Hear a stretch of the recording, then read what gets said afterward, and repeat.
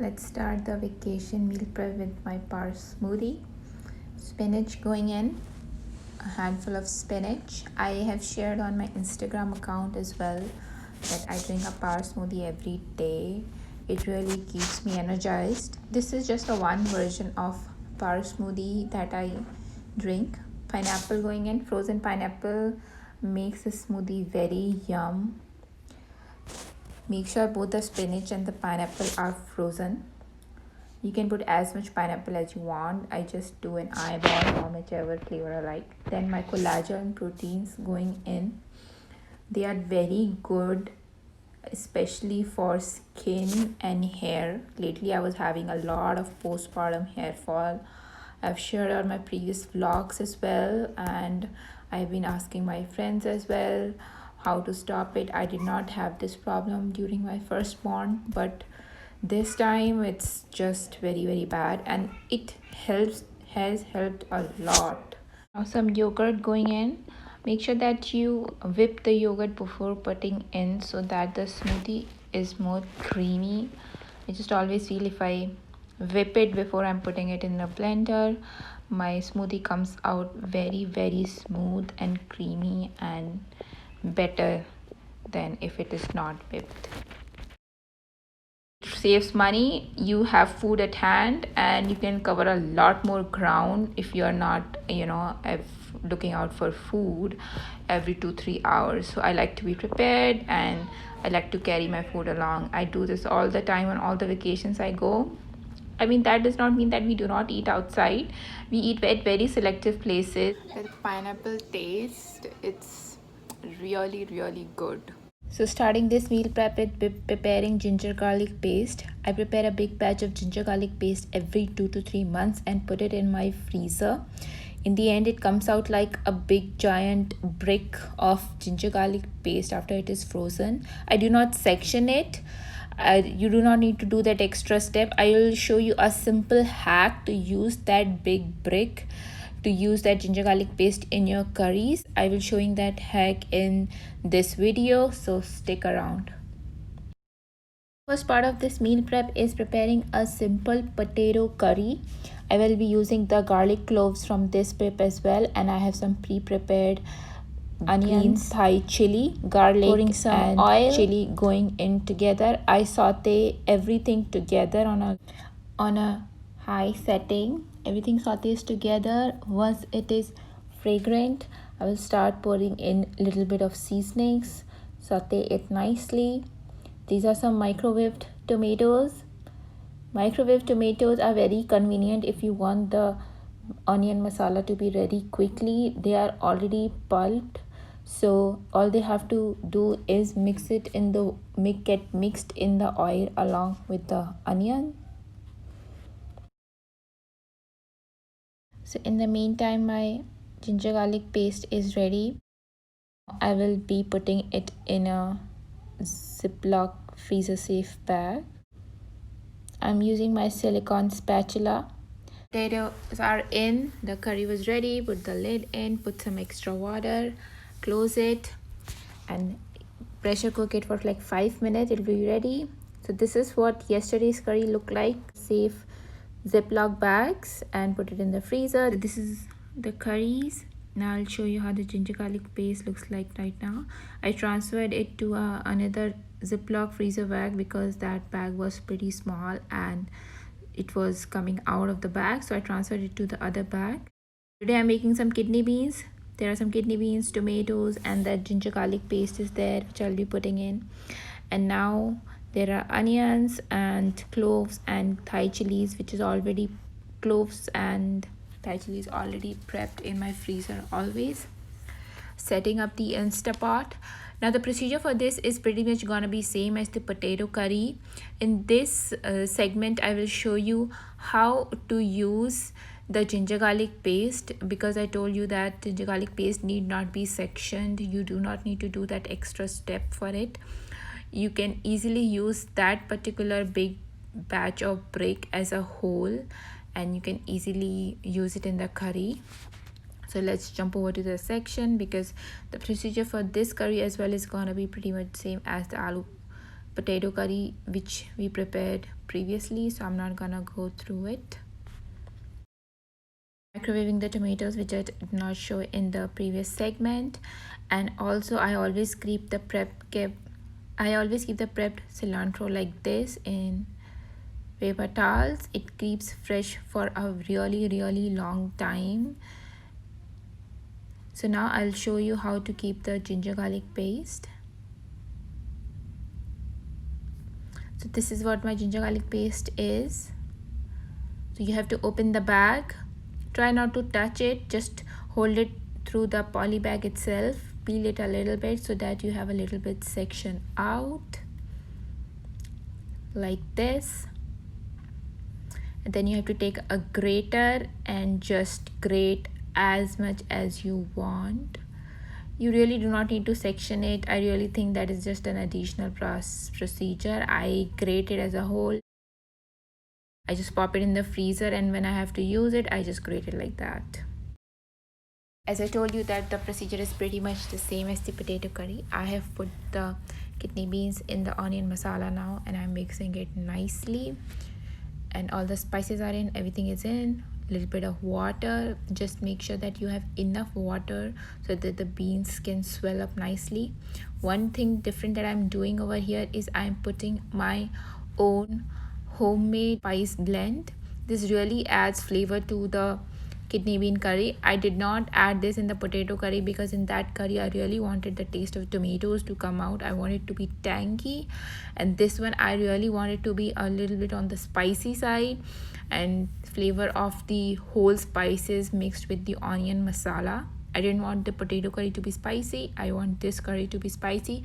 I'm putting in my homemade whole spice blend. If you want the recipe of this blend, you can mention in the comments, or definitely I will be posting the recipe of this on my channel because this is really the taste enhancer for me. I put it in all the curries that need to be spicy. So rajmas are in, starting my Instapot. Basically it takes around 15 minutes in the Instapot. So it's all set. Right now I'm going for my workout and my Instapot is running. My daughter just went down for a nap, so right now I'm going for my workout. So if you want me to do more meal prep videos, if you want to reduce that tedious cooking time and want to eat healthy, want to eat clean, and at the same time save money, then you can go ahead and subscribe this channel, because I will be coming up with a lot of snack prep ideas as well, and a lot of other healthy eating, big huge bulk meal prep videos. So you can go ahead and subscribe. Let's get to the next meal prep. And you can see there is no one in the gym, nobody comes. So once it has cooled down, I'll start putting them in freezer bags.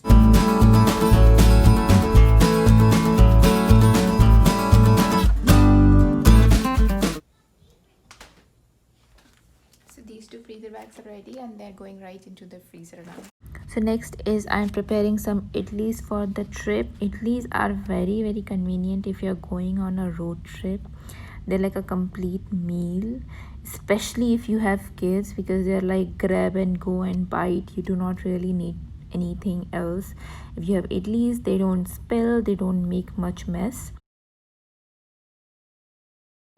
The rice and the urad dal around in the morning, right when I was doing the other prep. And here my husband is now grinding the batter.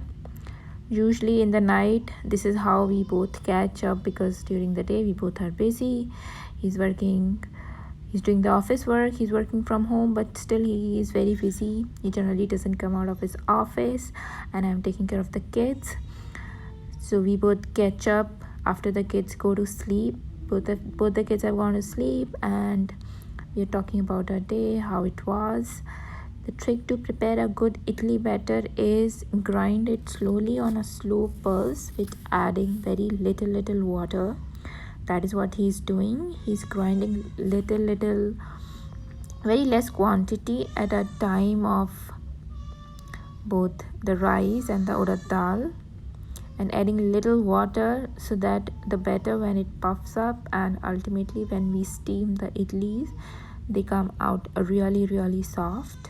Mixing the rice in the pre-grinded urad dal Always grind the dal and the rice separately and then mix it in the bowl. Get a nice whisk, and now the batter is ready. We have to cover it. You can cover it with a tin foil or anything that you want. If you have a lid, we generally cover it with a cling wrap and we poke holes in it, because currently I do not have anything which fits the large circumference of this vessel. So he is covering it with the cling wrap and poke some holes in it so that the air can pass and the bacteria can develop and fermentation process can happen nicely. So next prep that I'm going to be doing is aloo gobi parathas. Now this technique that I follow is very different from the conventional technique. I don't roll the chapati and then put the stuffing in. This technique is very different. There are a lot of reasons why I follow this technique, which I will tell you along the procedure. But one very important reason is less calories. You do not need to put oil in the dough to prepare these parathas. Start the prep. Stuff on the kitchen counter: olive oil, soaked cauliflower and potatoes, 2 potatoes, 2 baking potatoes, russet potatoes, and 1 cauliflower, organic cauliflower, 1 onion, some garlic, some green chili, then my salt, asafoetida, black pepper, and my spice box. So let's start the prep. The prep is that first of all we'll make some aloo gobi sabzi, which I'm making in a very conventional way. The only thing I'm doing different is I'm not frying the gobi separately. I will put everything in together after frying the onion masala. Now first I told you that the reason I follow this technique is less oil, so less calories. Another reason is they come out very fast. You can just keep on popping the parathas one by one. There is no step of stuffing, so this is a form of speed cooking. Third reason is these parathas taste way better than the conventional stuffing parathas because the parathas taste even better. Third reason is that if you are eating a paratha with a stuffing, if you are tearing it apart and the stuffing falls off, it's a mess. Now big people like us, adult people like us, it's fine for us. But if you are giving parathas to the kids, you know how much mess they're gonna make. So this is one another hack. If you are gonna feed parathas to your kids, then you can follow this technique so that there is less spillage, especially if you're going on a vacation, especially if you're going in a car. If you want to have less mess, then this is a better technique of preparing the parathas. Apart from speed cooking, less calories, it is also very kid friendly. Put the aloo gobi curry in and let it cook like a conventional way.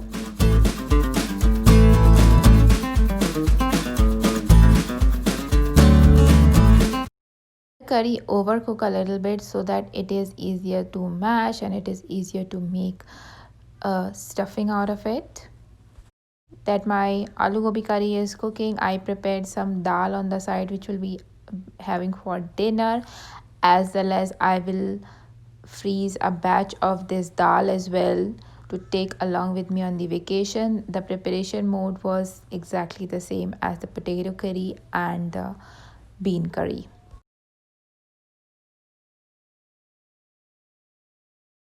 Now after the aloo gobi curry is ready, start mashing it and make sure that it is thoroughly cooled down before you start mashing it. Mash it nicely with the hand. So if you have a masher, you can use the masher as well. This is how the finally mashed aloo gobi is gonna look like. Let's get to the next step.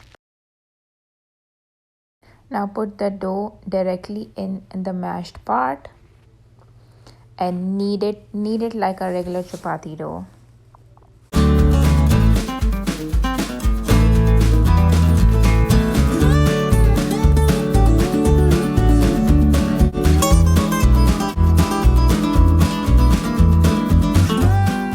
Dough is ready.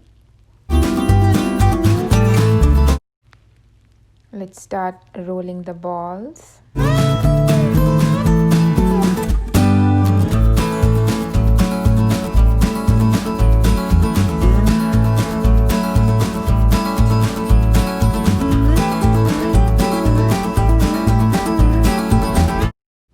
simply make the parathas like you do. I generally do not fold them like putting ghee inside and then folding. I just roll them, put them on the tawa, fry them in some oil and just keep on popping them out.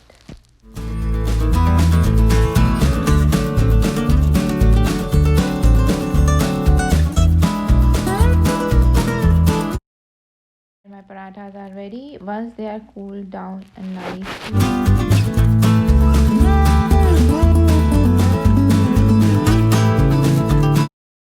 you can take a parchment paper and separate them with a parchment paper and keep them in the Ziploc bag and put them in the freezer.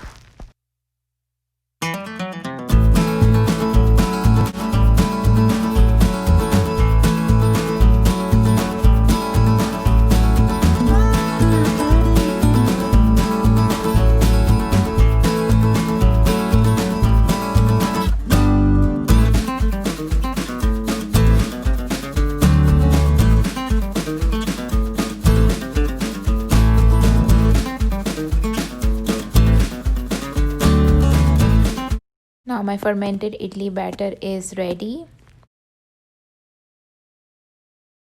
Making some unsalted idlis for my daughter. I am not introducing her any salt before 1 year. So one batch of idlis for my daughter. She will be 6 months old by then, so she will be on solids.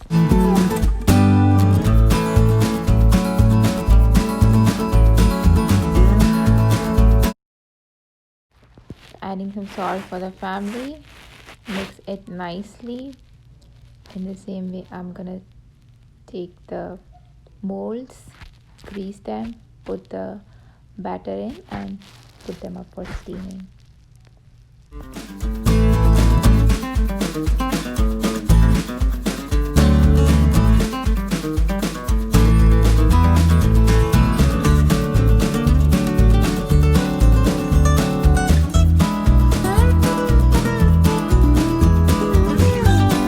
Next, I'm preparing chocolate banana muffins. I have beaten 2 eggs and mashed 2 bananas already. I was not able to record the previous one in which I mashed 2 bananas and added 4 eggs. I think I did not press the record button on. It was just simple. Before adding the almond flour, I added 4 eggs, 2 bananas, and now I'm adding some almond flour. The ratio always is adding 2 cups of flour in 2 bananas and 4 eggs. If you want to make them less, then you can just reduce the ratios. If you want to make more, you can just multiply the ratios. This makes around 12 muffins for us. Adding some almond milk. The exact recipe that I did not follow any exact recipe, but the recipe from which I took the cue, I will mention it in the comments. But generally I mix my own stuff. I do according to my own taste. Adding some Hershey's cocoa powder for that chocolate flavor. This is the best one. Its flavor is really good. This is my own tweak to the chocolate banana muffins. My own dry fruit crumble. I always keep this handy in the house to add to the pancakes or protein balls or chocolate muffins. This is a very good way to include dry fruit in kids' diet, in our diet as well. Otherwise, it is not possible to eat each and every dry fruit. I just make a crumble and put it in a glass jar and keep it in the refrigerator.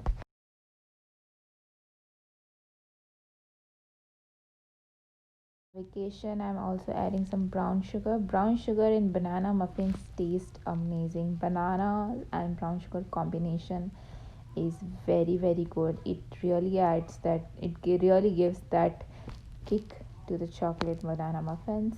Secret to a good banana muffin is not to overmix the batter. Always circle and fold till it starts clearing on the sides. So now the batter is ready. Let's grease the pans. I'm using avocado oil to grease the pan. Just spray some avocado oil and start adding it. Initially take very less amount, just fill only half of the portion in them, and in the end you can just top it off so that they are evenly distributed. Do not overfill in the starting itself.